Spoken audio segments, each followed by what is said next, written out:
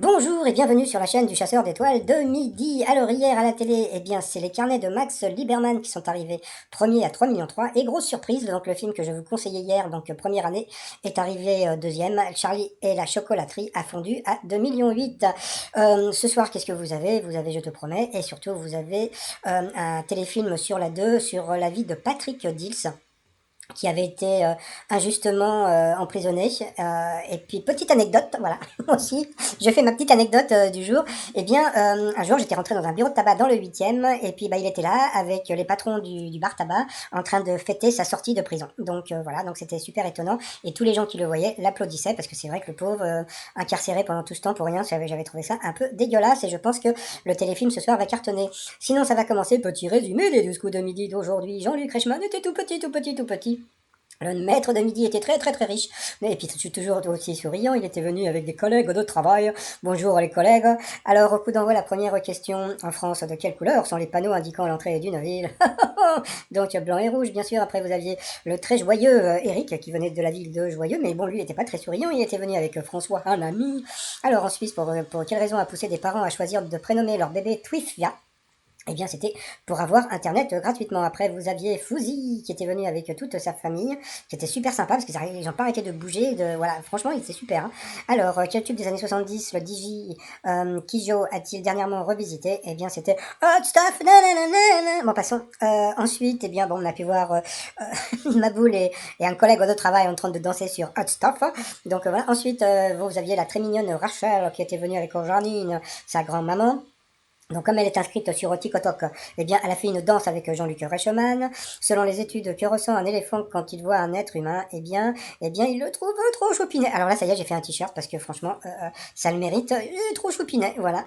Donc, dans quel massif montagneux coule la cascade de Gavarnie, la plus haute chute d'eau de France? Donc, bien sûr, c'était les Pyrénées. Pour le joyeux, que permettent de faire les tout nouveaux lampadaires installés dans la ville de Wuhan, en Chine? Eh bien, c'était de recharger les portables. Sur cette question, Eric le joyeux est passé au rouge. Qui dit rouge dit duel.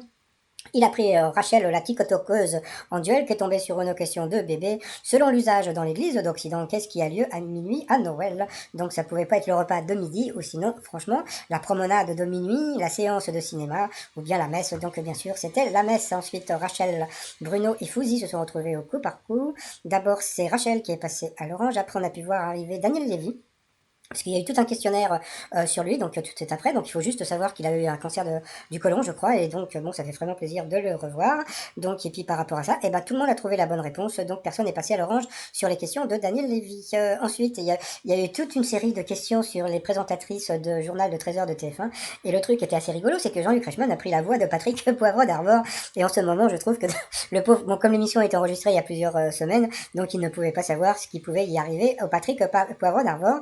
Donc d'abord c'est Fouzi qui est passé à l'orange, après ça a été Rachel de passer à l'orange, et puis comme c'était la deuxième fois, donc au rouge, qui dit rouge dit duel. Et elle a pris Fouzi en duel, qui est tombé sur une question assez simple. Dans quelle région peut-on visiter Bayonne et Biarritz? Eh bien sûr, c'était le Pays Basque. Donc ensuite, Fouzi et Bruno se sont retrouvés en coup fatal. Et puis, franchement, le Fouzi, eh bien, c'était un Fouzi d'assaut, puisque bon, il a bien répondu à pas mal de questions. Et puis, il y a un moment, un peu comme la plupart des candidats, à partir du moment où on se plante une fois, il y a beaucoup de gens qui ont un peu de mal à reprendre. Mais lui, je trouve qu'il a bien repris. Et idem pour le maître de midi, qui s'est planté pas mal de fois. Mais à la fin, donc, bon, il faut juste voir que Bruno, il lui restait que 11 secondes quand Fouzi a été éliminé. Donc, bravo à Fouzi. Donc à la fin, donc comme à son habitude, le Bruno, il a dansé. Par rapport au coup de maître, comment appelle-t-on familièrement la médaille que reçoit un athlète qui termine à la 4e place? Donc bien sûr, c'était la médaille en chocolat. Après, avec quel instrument de musique Yvette Turner est-elle devenue célèbre? Donc n'importe quoi. Donc bien sûr, c'était là le piano à bretelles, hein, comme on l'appelle, donc l'accordéon. Après, dans quel quartier new-yorkais désigne familièrement un endroit en grand désordre? Oh putain, c'est le Bronx ici, hein. Donc bien sûr, c'était le Bronx. Quel archipel du Finistère Sud surnomme-t-on les Seychelles bretonnes? Donc c'était ça. Voilà, je vois pas d'ici, je connaissais pas la réponse. Et puis après, quel personnage Georges Lucas voulait-il supprimer de l'Empire contre-attaque, car il ne ressemblait à rien? Eh bien, Bruno a dit l'autre en pensant à Yoda, et c'était Yoda. Donc bravo à Bruno, qui a remporté donc 10 000 euros. Donc 5 000 pour lui et 5 000 pour la cagnotte. Donc il était très très très très content. Donc bravo, puisque même s'il a eu des questions faciles au début, il a eu quand même deux questions qui n'étaient pas évidentes. Donc bravo au Foufinouet. Donc par rapport à l'étoile mystérieuse, on voit bien que, comment dire, que le pont est bien le pont de Londres. Donc bon, pour l'instant, il sait pas encore que c'est à Londres, hein, donc voilà. Donc bon, moi je reste sur Amanda Lear, et c'est très rigolo. Donc merci à Popol, puisque Amanda Lear avait participé aux 12 coups de midi, voilà, pour un spécial, je sais plus quoi. Il y avait même Benjamin Castaldi. Donc sinon, alors bon, petite prédiction, parce que la plupart des maîtres de midi sont toujours plus ou moins éliminés par, comment dire, je sais pas, par une femme, etc. Et je suis sûre, bon c'est une prédiction, hein, mais je pense que Fifounet se fera éliminer par un grand blond, puisque bon, comme il kiffe les grands blonds.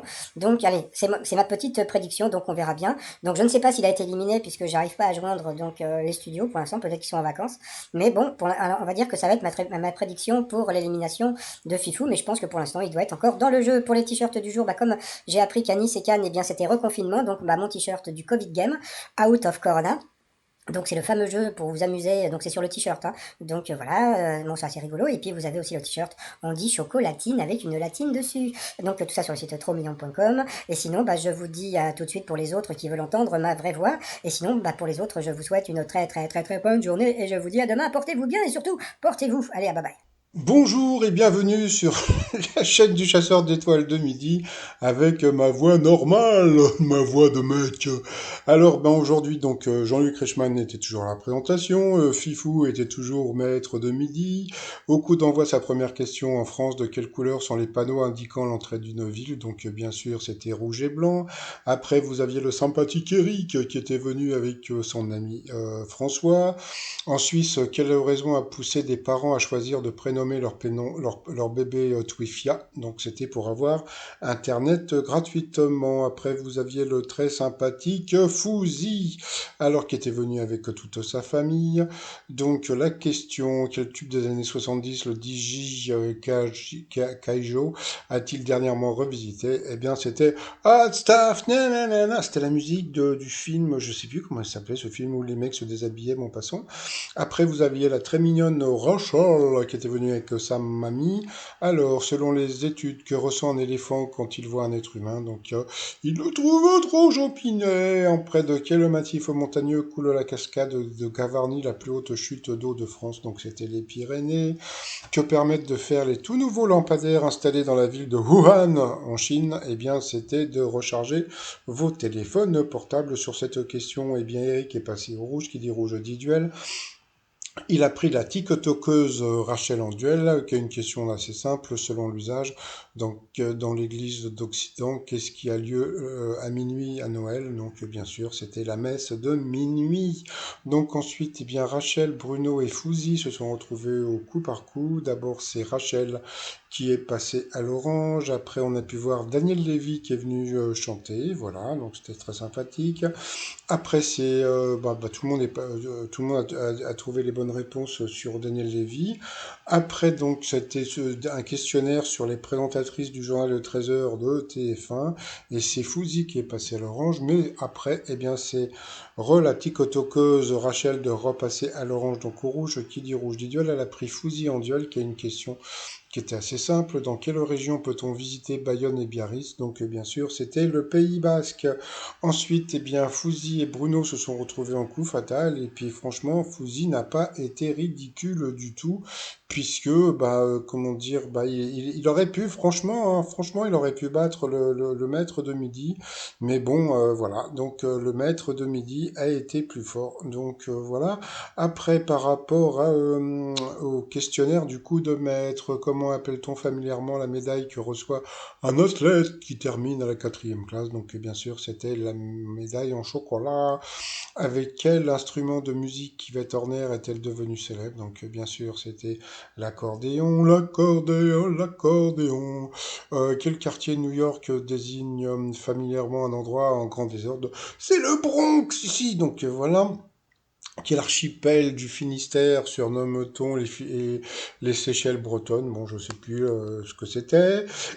Et puis, quel personnage George Lucas voulait-il supprimer de l'Empire contre-attaque car il ne semblait à ressembler à rien? Eh bien, c'était Yoda.